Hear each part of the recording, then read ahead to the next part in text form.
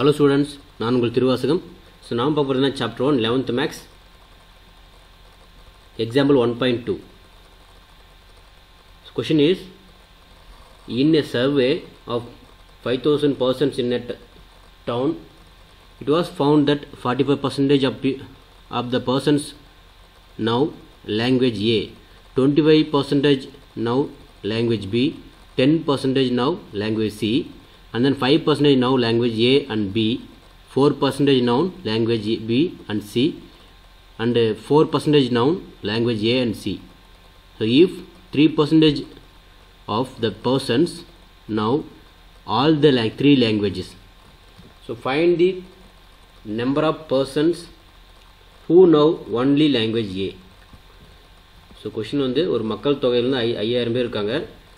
அதுல வந்து ஒரு நகரத்துல A மொழி தெரிஞ்சவங்க 45%, B தெரிஞ்சவங்க 25%, C தெரிஞ்சவங்க 10% இருக்காங்க. AB அந்த லாங்குவேஜ் தெரிஞ்சவங்க 5%, BC லாங்குவேஜ் தெரிஞ்சவங்க 4%, and then AC லாங்குவேஜ் தெரிஞ்சவங்க 4% இருக்காங்க. இதுல மூன்று மொழிகளும் தெரிந்தவர்கள் வந்து 3% இருக்காங்கன்னா நம்ம A மட்டும் தெரிஞ்சவங்க எத்தனை பேர்னு கண்டுபிடிக்கணும். ஓகே. So solution. சோ இது வந்து பாத்தீங்கன்னா ரெண்டு மெத்தட் நம்ம சால்வ் பண்ணலாம். ஃபர்ஸ்ட் வந்து so diagram யூஸ் பண்ணுவோம். செகண்ட் வந்து property of cardinality, அந்த cardinality property யூஸ் பண்ணி எப்படி சால்வ் பண்றது அப்படினு சொல்லிட்டு பார்க்கலாம். First solution. so டோட்டல் நமக்கு தெரியும், டோட்டல் நம்பர் ஆஃப் பர்சன்ஸ் பாருங்க எவ்வளவு பேர் இருக்காங்க. டோட்டல் மொத்தம் வந்து 5000. so 5000 பேருக்கு என்ன தெரியும், இந்த சர்வேல 5000 பேர் இருக்காங்க. அதுல A தெரிஞ்சவங்க, A லாங்குவேஜ் தெரிஞ்சவங்க எத்தனை பேர், எத்தனை பர்சன்டேஜ்னா A = 45%, B தெரிஞ்சவங்க B = 25%, and then C தெரிஞ்சவங்க 10%, and then A and B. so அந்த ரெண்டு லாங்குவேஜ் தெரிஞ்சவங்க எத்தனை பர்சன்டேஜ், 5%. அதே போல B and C தெரிஞ்சவங்க எத்தனை பேர்னா 4%. A and C தெரிஞ்சவங்க A and C வந்து 4%. so லாஸ்டா A, B and C மூணு லாங்குவேஜ் தெரிஞ்ச எத்தனை பேர், 3%. so நம்ம என்ன क्वेश्चन என்ன, only language A,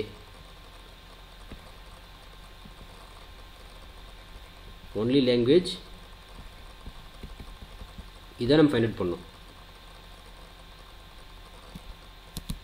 சோ இப்போ இத வந்து நம்ம வென் டயகிராம் யூஸ் பண்ணி ஃபர்ஸ்ட் சால்வ் பண்ணலாம். சோ இப்போ இது வந்து A, this is B, this is C. Okay. First பாருங்க, A வந்து எவ்வளவு பர்சன்டேஜ் தெரியும், 45%. 45% A.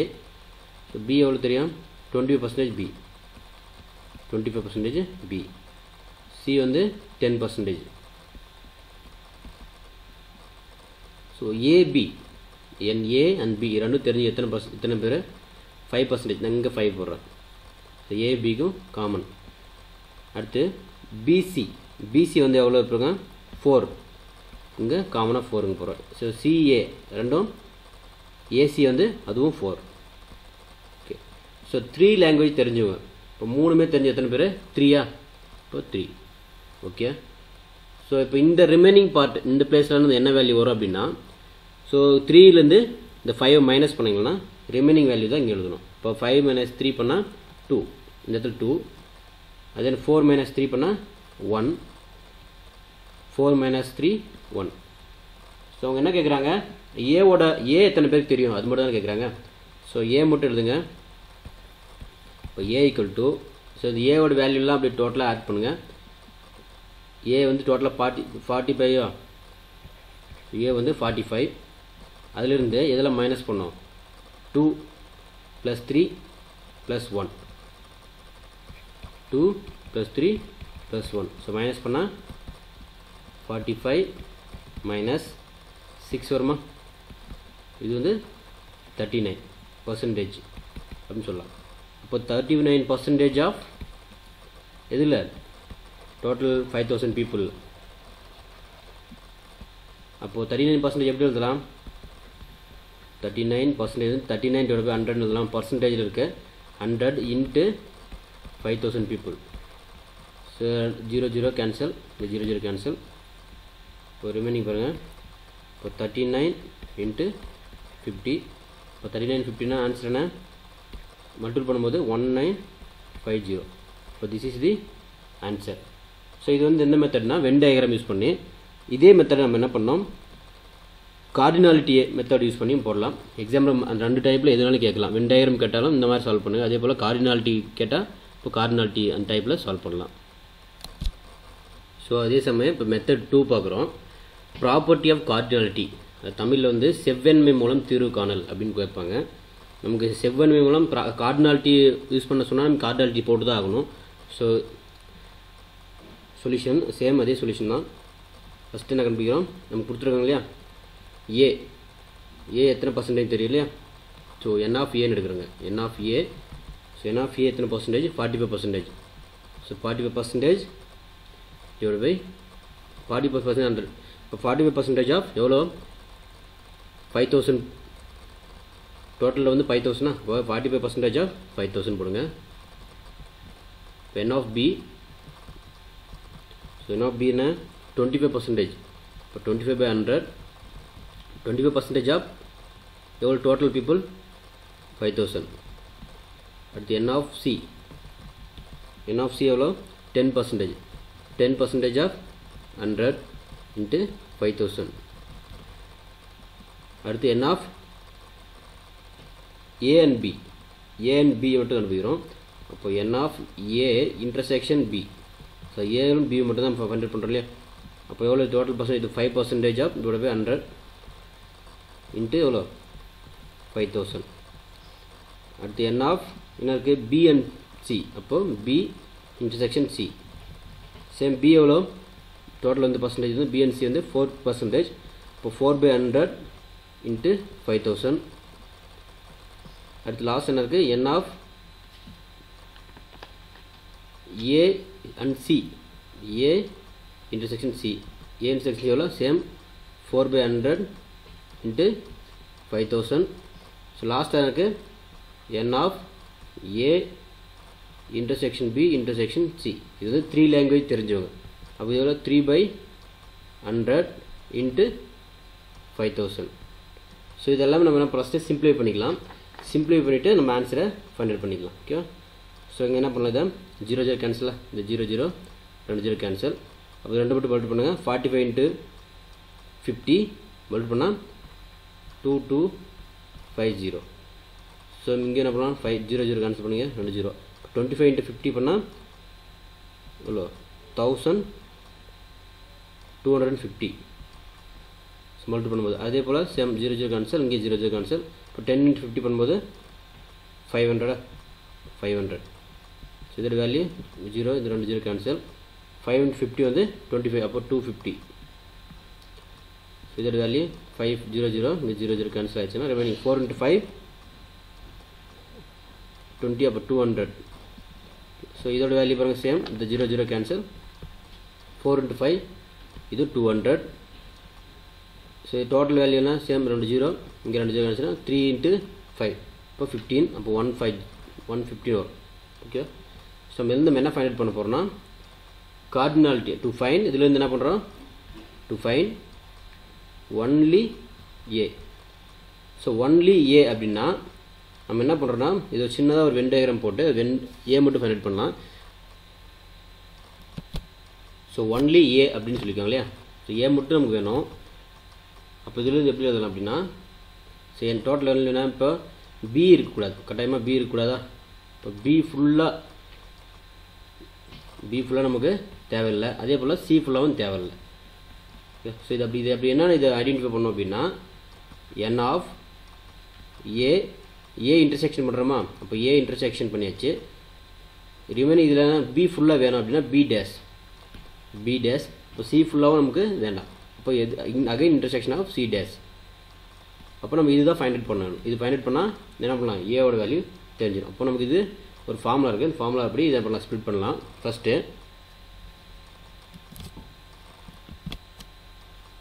So N of A intersection B dash intersection C dash. So இப்போ என்ன பண்ணலாம், இதில் ரெண்டு பேர் ஹோல் டேஸ் இருக்கா, இப்போ என்ன ரெண்டு பேர் செப்பரேட்டாக டேஸ் இருக்குது. இதை நம்ம எப்படி எழுதுறோம்னா n of a intersection b union c whole dash எழுதலாமா. ஸோ ரெண்டுமே டேஸ் இருக்கு இல்லையா காமனாக, இப்போ டேஸ் காமனாக வெளியே இருக்கும்போது யூனியன் வந்து இன்டர்செக்ஷன் வந்து யூனியன் ஆயிரும். ஸோ இது என்ன பண்ணலாம், இது ஓவராலாக நம்ம ஏபின்னு நம்ம கன்சிடர் பண்ணி ஃபார்முலா, இது வந்து ஃபார்முலாவுக்கு மாற்றலாம்.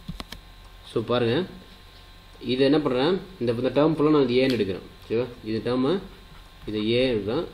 இந்த டேர்ம் ஃபுல்லாக இது பி ஓரளவுக்கு உள்ள வந்து இதை பி டேஸ்ட் எடுக்கலாம். ஸோ அப்போ இப்படி பி டேஸ்ட் எடுத்தால் நமக்கு ஒரு ஃபார்முலா தெரியும். ஸோ இதை நான் எழுதுறது வந்து formula n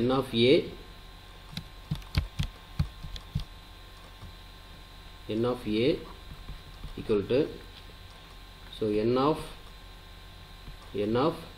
a intersection b dash plus n of a intersection b. So இன்னொரு ஃபார்முலா என்ன அப்படின்னா, ஸோ இதிலிருந்து நம்ம என்ன பண்ணலாம், நமக்கு என்ன வேணும், n of இங்கே என்ன கேட்டுறாங்க, a intersection b dash எங்கே இருக்குது, இங்கே இருக்கா, n of a intersection b dash இருக்குது. இதிலிருந்து நம்ம என்ன தெரியும்னா, இந்த வேல்யூ கண்டுபிடிக்கிறதுக்காக என்ன பண்ணுறோம், இது உள்ளே கொண்டு போகலாமா. இப்போ இதுலேருந்து ஃபார்முலாவே என்ன பண்ணுறோம், n of a intersection b dash இதுதான் நமக்கு வேணும். அதனால் அப்புறம் இது உள்ளே கொண்டு போகும்போது n of a minus n of a intersection b அப்படின்னு எழுதலாம்.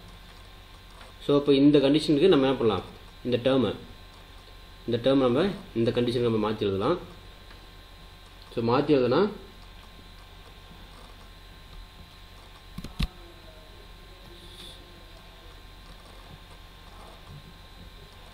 ஸோ இப்போ பாருங்கள்,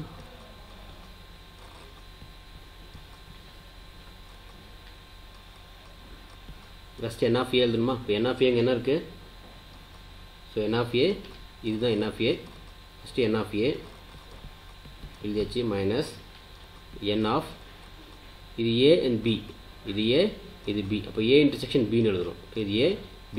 இப்போ a இன்டர்செக்ஷன் பின்னா n of a intersection b இங்கே என்ன எழுதியிருக்கோம், b யூனியன் c, இதுதான் b கரெக்டாக. இப்போ a இன்டர்செக்ஷன் b, இப்போ a intersection of b union cன்னு எழுதலாம். ஓகே, ஸோ இதை பாருங்கள், இதிலிருந்து வேல்யூ எழுதலாம். So n of a minus n of இது வந்து a, இது எப்படி எழுதலாம், இது மல்டிபிள் பண்ணும்போது இது வந்து a இன்டர்செக்ஷன் b அப்படின்னு எழுதலாமா. இது ரெண்டு உள்ள மல்டிபிள் பண்ணும்போது a இன்டர்செக்ஷன் b எழுதலாம். a intersection b union of காமனா a இன்டர்செக்ஷன் c. ஸோ இது வந்து என்ன ப்ராப்பர்ட்டி அப்படின்னா, இது ஒரு ப்ராப்பர்ட்டி இருக்குது. என்ன ப்ராப்பர்ட்டினா, டிஸ்ட்ரிபியூட்டிவ் ப்ராப்பர்ட்டி.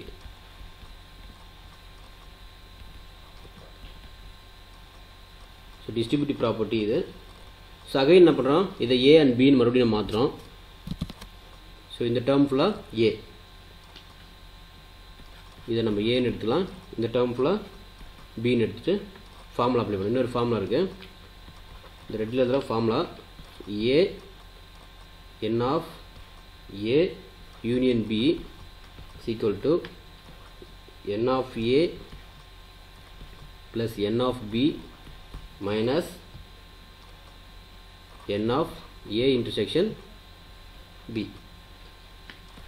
ஸோ இந்த ஃபார்முலாவில் இந்த கண்டிஷன் அப்ளை பண்ணுறோம். இது a and b, இது ஏபின்னு எடுத்துகிறோம். இங்கே என்னென்ன ஏபி எங்கே இருக்குல்லையோ அங்கெல்லாம் வந்து இந்த வேல்யூஸ் நம்ம ரீப்ளேஸ் பண்ண போகிறோம். So n of a union b formula பாருங்கள், இங்கே a யூனியன் b இங்கே இருக்கா. ஸோ a இது யூனியன் b, டோட்டலாக வந்து இது a இது யூனியன் பின்னு அர்த்தம். ஸோ பாருங்கள், இது ஃபுல் டேர்ம், இதை வந்து என்ன பண்ணுறோம், ஏன்னு எடுக்கிறோம், இது வந்து என்ன பண்ணுறோம், பின்னு எடுக்கிறோம். இந்த வேல்யூவில் அப்ளை பண்ணுறேங்க. ஸோ அப்ளை பண்ணும்போது என்ன கிடைக்கும் அப்படின்னா, ஃபஸ்ட் என்ன இருக்குது, n of a. So n of a எப்படி எழுதிக்கலாம், n of a minus, so இது உள்ளே என்ன இருக்கு பாருங்கள், இது டோட்டலாக மைனஸ் n of a க்கு n of a எழுதியாச்சு. அது இது a, இதுதான் a minus n of a. So அப்போ ஃபஸ்ட்டு a, இப்போ n of a intersection b, இது a plus n of a எழுதியாச்சு. அடுத்து n of b, n of bனா இது n of b n of b இங்கே என்ன இருக்குது a intersection c minus n of a intersection b. அப்போ இது a intersection b. n of a என்ன a intersection b இது n of a intersection c இது n of a intersection b. அப்போ என்ன பண்ணலாம் 2 times a இருக்கு இல்லையா ஸோ இது எப்படி எழுதலாம் first n of a minus n of இந்த மைனஸ் நான் உள்ளே கொண்டு போகலாமா minus n of a intersection b so minus உள்ளே கொண்டு போகும்போது இங்கே minus n of a intersection c minus so என்ன இருக்குது 2 times a இருக்கு இல்லையா நம்ம எல்லாமே இன்டர்செக்ஷன் இருக்குது நம்ம 1 time இது எழுதிக்கலாம். அப்போ எப்படி இதுனா n of a intersection b intersection c ன்னு எழுதலாம். ஓகேவா ஸோ இப்போ இந்த டேர்முக்கு நமக்கு என்ன தெரியும் n of a வேல்யூ தெரியும் n of a intersection b value தெரியும். ஸோ அந்த வேல்யூ எல்லாம் நம்ம ஜஸ்ட் இங்கே அப்ளை பண்ணுங்கள். n of a intersection b value தெரியுமா ஸோ இந்த வேல்யூ எல்லாமே நம்ம 1 by 1 அங்கே அப்ளை பண்ணுங்கள். So n of a n of b value so n of a என்ன வேல்யூ n of a க்கு வந்து 2250 minus n of a intersection b வந்து 250 minus n of a intersection c வந்து 200 நான் ப்ரீவியஸ் ஃபைண்ட் அவுட் பண்ணது தான் plus sorry இங்கே plus போடுங்க ஏன்னா இங்கே மைனஸ் இருக்கு இல்லையா ஸோ இந்த மைனஸ் நம்ம உள்ளே வரும்போது என்ன ஆகும் இங்கே ப்ளஸ் ஆயிரும் திஸ் இஸ் ப்ளஸ் 150 ஸோ இதெல்லாம் ஆட் பண்ணால் கிடைக்கும் 1950 ஸோ இது வந்து என்ன முறை எப்படின்னா கார்டினாலிட்டி மெத்தட் ஓகேவா இது ப்ராப்பர்ட்டி ஆஃப் கார்டினாலிட்டி யூஸ் பண்ணும்போது கிடைக்கிற ஆன்சர். அதே நமக்கு வென் டயக்ராம் யூஸ் பண்ண சொன்னால் நீங்கள் வென் டயக்ராம் யூஸ் பண்ணி சால்வ் பண்ணலாம். தேங்க்யூ.